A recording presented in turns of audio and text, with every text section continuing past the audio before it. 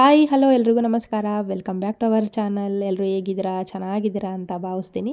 ನಾನು ಕೂಡ ಸೂಪರ್ವಾಗಿದ್ದೀನಿ. ಇವತ್ತಿನ ವಿಡಿಯೋದಲ್ಲಿ ನನ್ನ ದಿನಚರಿ ಜೊತೆಗೆ ನಮ್ಮ ಭವಾನಿಯವರ ಅತ್ತೆ ಮಾವನ್ನು ಕೂಡ ತೋರಿಸ್ತಾ ಇದ್ದೀನಿ.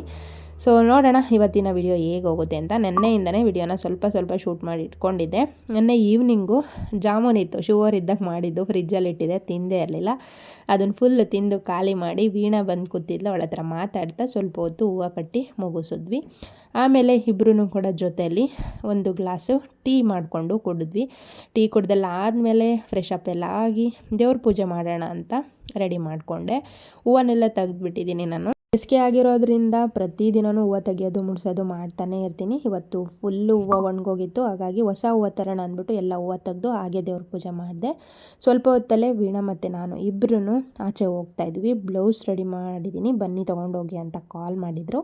ಸೊ ಇಸ್ಕೊಬರೋಣ ಅಂತ ಹೋಗ್ತಾಯಿದ್ವಿ. ನೋಡ್ತಾ ಇರ್ಬೋದು, ಇವಾಗ ನೀವು ನೋಡ್ತಾ ಇರೋ ಅಂಥದ್ದು ಎಲ್ಲ ಸ್ಯಾರಿಲಿ ಸ್ಟಿಚ್ ಮಾಡಿರೋ ಅಂಥದ್ದು. ಒಂದು 2-3 ಲಂಗಗಳನ್ನೆಲ್ಲ ಹೊಲ್ದು ಇಟ್ಟಿದ್ರು ಅವರು, ಲಂಗ ಬ್ಲೌಸ್ಗೆ ಮತ್ತು ದವಣಿ ಲಂಗ ಅಂತ ಹೇಳ್ತಾರಲ್ಲ ಅದಕ್ಕೋಸ್ಕರ. ಮತ್ತು ಇದೆಲ್ಲ ಕ್ರಾಪ್ ಟಾಪ್ಗಳು. ಸೊ ಎಲ್ಲ ಅವರೇ ಸ್ಟಿಚ್ ಮಾಡಿರೋದು, ತುಂಬ ಚೆನ್ನಾಗಿ ಸ್ಟಿಚ್ ಮಾಡ್ತಾರೆ.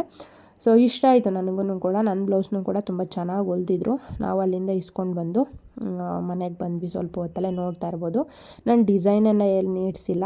ಈ ಸಲ ವರ್ಕ್ ಮಾಡ್ಸೋಣ ಅಂತ ಅಂದ್ಕೊಂಡೆ. ಅವರು ವರ್ಕ್ ಬೇಡ, ಇದರಲ್ಲೇ ಡಿಸೈನ್ ಇದೆ, ಇದಕ್ಕೆ ವರ್ಕ್ ಏನಕ್ಕೆ ಮಾಡಿಸ್ತೀರಾ, ಪ್ಲೈನ್ ಬ್ಲೌಸ್ ಬರುತ್ತಲ್ಲ ಆ ಥರದ್ದು ತೊಗೊಂಡು ಬೇಕಾದರೆ ವರ್ಕ್ ಮಾಡಿಸಿ ಅಂದರು. ಸೊ ಹಾಗಾಗಿ ಬೇಡ ಅಂದ್ಬಿಟ್ಟು ಸಿಂಪಲಾಗಿ ಈ ಥರ ಪಫ್ ಕೂರಿಸ್ಬಿಟ್ಟು ಹೊಲಿಸ್ಕೊಂಡೆ. ಈ ಸ್ಯಾರಿ ಜೊತೆದು ಬ್ಲೌಸ್ ಹೊಲಿಸ್ಕೊಂಡಿದ್ದು ಪಫ್ ಇಡಿಸಿ ಚೆನ್ನಾಗಿ ಹೊಲ್ದು ಕೊಟ್ಟಿದ್ರು, ನನಗೂ ಇಷ್ಟ ಆಯಿತು. ವರಮಹಾಲಕ್ಷ್ಮಿ ಹಬ್ಬದಲ್ಲಿಂದ ನಾನೇ ಬ್ಲೌಸ್ ಹೊಲ್ಸೋಣ ಅಂದ್ಕೊಂಡು ಟೈಮೇ ಕೂಡಿರಲಿಲ್ಲ. ಸೊ ಫೈನಲಿ ಈ ಥರ ಸಿಂಪಲಾಗಿ ಸ್ಟಿಚಿಂಗ್ ಮಾಡಿಸ್ಕೊಂಡೆ. ನಂಗೆ ಗ್ರ್ಯಾಂಡಾಗಿ ತುಂಬ ಡೀಪೆಲ್ಲ ಇಟ್ಟು ಸ್ಟಿಚ್ ಮಾಡಿಸೋದು ಅಂದರೆ ಇಷ್ಟ ಆಗಲ್ಲ. ಈ ಥರ ಸಿಂಪಲ್ ಆಗಿದ್ರೆ ನಂಗೆ ತುಂಬ ಇಷ್ಟ. ಇವಾಗ ನೋಡ್ತಾ ಇದ್ದೀರಲ್ಲ ಈ ಸ್ಯಾರಿ ಜೊತೆದೇ. ಸೊ ಈ ರೀತಿಯಾಗಿದೆ ಸ್ಯಾರಿ, ನಿಮಗೆ ಅಲ್ಲೇ ಒಂದು ವಿಡಿಯೋದಲ್ಲಿ ತೋರಿಸಿದ್ದೀನಿ. ಸೊ ಇದನ್ನು ನಾನು ಮಡಿಲಕ್ಕಿಗೆ ಇಟ್ಟಿದ್ದೆ, ವರಮಹಾಲಕ್ಷ್ಮಿ ಹಬ್ಬದಲ್ಲಿ ಮಡಿಲಕ್ಕಿಗೆ ಅಂತ ಇಟ್ಟಿದ್ದೆ. ಆವಾಗಿಂದನೂ ಕೂಡ ಇನ್ನೂ ಒಂದು ಸ್ಯಾರಿ ದೇವ್ರಿಗೆ ಉಡ್ಸಿರೋದು ಅದೇ ಹಾಗೆ ಇಟ್ಟಿದ್ದೀನಿ, ಅದನ್ನು ಕೂಡ ಸ್ಟಿಚ್ ಮಾಡಿಸ್ಕೋಬೇಕು. ಸೊ ಅದಕ್ಕೆ ಪ್ಲೈನ್ ಬ್ಲೌಸ್ ತಂದು ಸ್ಟಿಚ್ ಮಾಡಿಸೋಣ ಅಂತ ಅಂದ್ಕೊಂಡಿದ್ದೀನಿ. ಆಮೇಲೆ ವೀಣಾ ಲಿಫ್ಟಿಗೆ ಅಪ್ಲೈ ಮಾಡೋದು ಹೇಳ್ಕೊಳ್ತಾ ಇದ್ಲು, ನೋಡ್ತಾ ಇರ್ಬೋದು ನೀವು. ಯಾಕೆಂದರೆ ಮೇಲ್ಗಡೆ ತುಟಿ ಕರೆಕ್ಟಾಗಿ ಕೊಡಬೇಕು. ಅಲ್ಲ ನಾನು ಬ್ಲ್ಯಾಕ್ ಇದ್ದೀನಿ ಕಣವ, ಅದು ಫುಲ್ ರೆಡ್ ಇದೆ. ರೆಡ್ ಬ್ಲ್ಯಾಕ್ ಮ್ಯಾಚ್ ಆಗಬೇಕಲ್ಲ, ಅದಕ್ಕೆ ನಾನು ಸಂಜೆ ಅದು ತಗೋ. ಇದು ಅರ್ಬಲ್ದಲ್ವಾ, ನಂಗೆ ಇದರಲ್ಲ ಮೇಲ್ಗಡೆ ತುಟಿನೂ ಅಷ್ಟೇ ನಾವು ಇಲ್ಲಿ ನೀಟಾಗಿ ಕೂರಿಸ್ಕೋಬೇಕು. ಇಲ್ಲ ಅಂದರೆ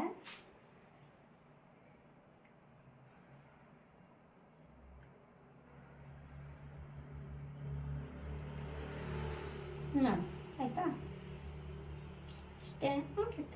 ತೋರ್ಸು ನೋಡೋಣ, ಐ ವಿಲ್ ಟ್ರೈ. ಎರಡು ಇದೆಯಲ್ಲ ಇದರಲ್ಲಿ ಲೈಟ್ ಕಲರ್ ಆಗುತ್ತಲ್ಲ, ಲೈಟ್ ಕಲರ್ ಹಾಕೋ. ಇದು ಲೈಟು ಡಾರ್ಕು ಎರಡನ್ನೂ ಒಂಚೂರು ಮಿಕ್ಸ್ ಮಾಡು, ಆಗ ಪಿಂಕ್ ಆಯ್ತದೆ ಅಷ್ಟೇ.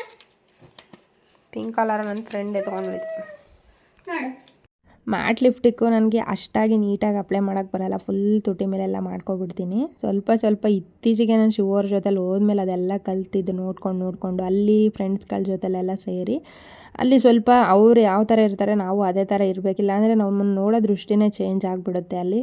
ಇಲ್ಲಾಂದರೆ ಅವ್ರಿಗೆ ಅವಮಾನ ಆಗುತ್ತೆ. ಸೊ ಅದಾಗೋದು ನನಗೆ ಇಷ್ಟ ಇರಲಿಲ್ಲ. ಸೊ ಹಾಗಾಗಿ ನಾನು ಕೂಡ ಅಲ್ಲಿ ಸ್ವಲ್ಪ ಚೇಂಜಸ್ ಆಗಿದೆ.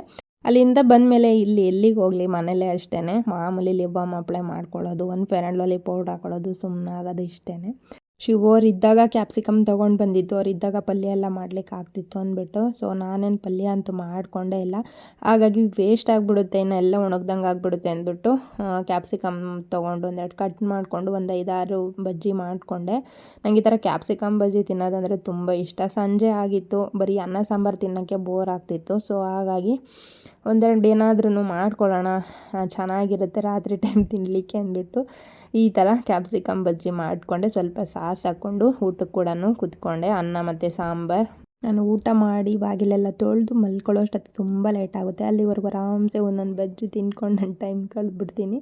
ಸೊ ಊಟ ಎಲ್ಲ ಮುಗಿಸಿ ಮಲ್ಕೊಂಡೆ. ಮತ್ತೆ ಮಾರ್ನಿಂಗಿಂದ ವಿಡಿಯೋನ ನಾನು ಕಂಟಿನ್ಯೂ ಮಾಡಿದೆ. ಬೆಳಗ್ಗೆ ಎದ್ದ ತಕ್ಷಣವೇ ಕೈಕಾಲು ಮುಖ ಎಲ್ಲ ತೊಳೆದು ಹಣೆಗೆ ಸ್ವಲ್ಪ ಕುಂಕುಮ ಇಟ್ಟು ಅಡುಗೆ ಮನೆ ಕಡೆ ಬಂದೆ. ಅಡುಗೆ ಮನೆಗೆ ಬಂದು ಗ್ಯಾಸ್ನ ಸ್ವಲ್ಪ ಉರಿಸ್ಕೊಂಡು ಹಾಗೆ ಟೀ ಮಾಡಲಿಕ್ಕೆ ಇಟ್ಕೊಂಡಿದ್ದೀನಿ.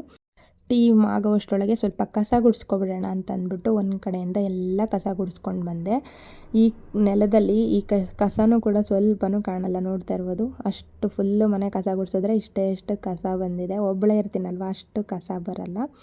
ಸೊ ಕಸನೆಲ್ಲ ಹೊಡೆದು ತೆಗ್ದಾಕಿ ಬಾಗಿಲೆಲ್ಲ ತೊಳೆದು ನೆಕ್ಸ್ಟು ನೆಲ ಎಲ್ಲ ಒರೆಸ್ಕೊಂಡು ಇವಾಗ ಗಿಡಗಳಿಗೆಲ್ಲ ನೀರನ್ನ ಹಾಕಿದ್ದೀನಿ. ಸೊ ಒಂದು ಸ್ವಲ್ಪನೇ ನೀರನ್ನ ಎಲೆಗಳ ಮೇಲೆಲ್ಲ ಹಾಕ್ತಾಯಿದ್ದೀನಿ. ಎಲೆಗಳ ಮೇಲೆಲ್ಲ ಹುಳಗಳೆಲ್ಲ ಕುತ್ಕೊಂಡು ಹಾಳಾಗ್ತಾಯಿತ್ತು. ಸೊ ಹಾಗಾಗಿ ಎಲೆ ಮೇಲೆಲ್ಲ ಸ್ವಲ್ಪ ನೀರು ಹಾಕಿ ಬಿಟ್ಟಿದ್ದೀನಿ. ಕೆಲಸ ಮಾಡೋ ಇದರಲ್ಲಿ ಟೀ ಕುಡಿಯೋದೇ ಮರ್ತಿದ್ದೀನಿ. ಆಲ್ರೆಡಿ ತಣ್ಣಗಾಗೋಗಿತ್ತು. ನಾನು ಒಳಗಡೆ ಬಂದು ಟೀ ಕುಡಿಯೋಷ್ಟರೊಳಗೆ ಫುಲ್ ಟೀ ಎಲ್ಲ ತಣ್ಣಗಾಗಿ ಹೋಗ್ಬಿಟ್ಟಿತ್ತು.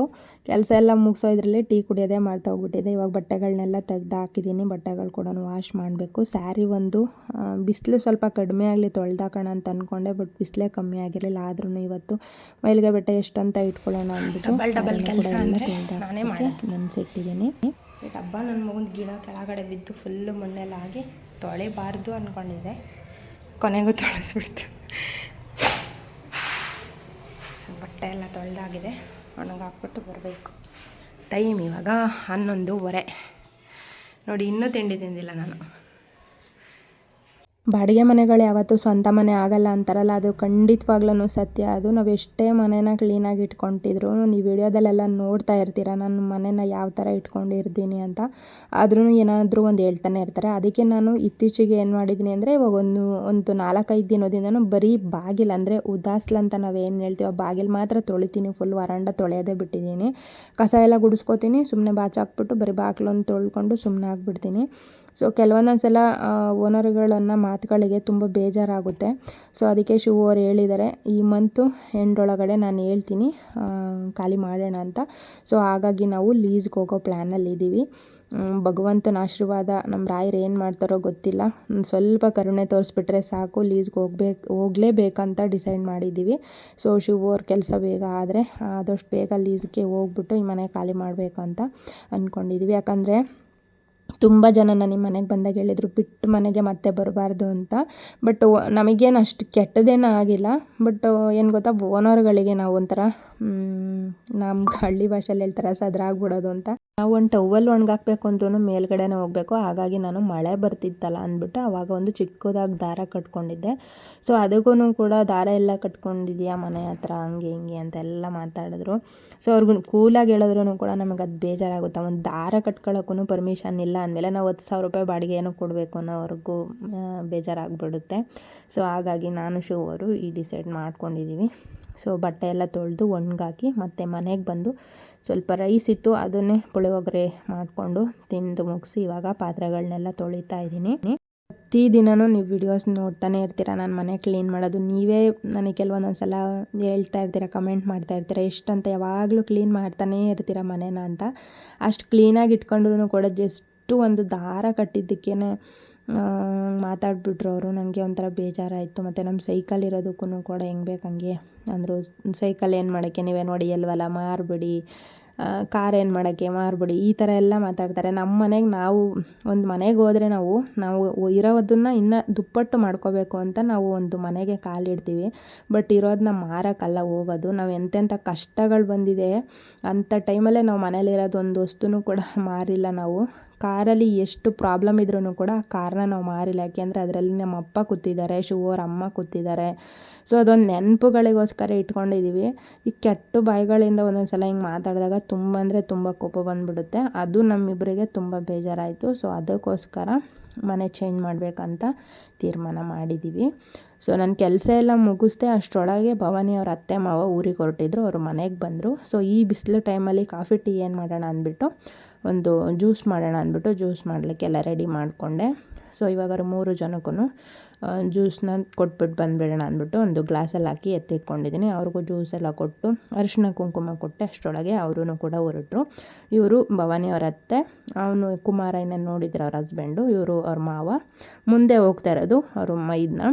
ಸೊ ಅವ್ರ ಅಪ್ಪ ಅಮ್ಮನ ಕರ್ಕೊಂಡು ಹೋಗೋಕ್ಕೆ ಅಂತ ಬಂದಿದ್ರು ಊರಿಂದ. ಸೊ ಅವರೂ ಕೂಡ ಹೊರಟರು. ಇವತ್ತು ಚುಕ್ಕಿ ಮತ್ತು ನನ್ನ ತಂಗಿ ಇಬ್ಬರು ಮನೆಗೆ ಬಂದಿದ್ದರು.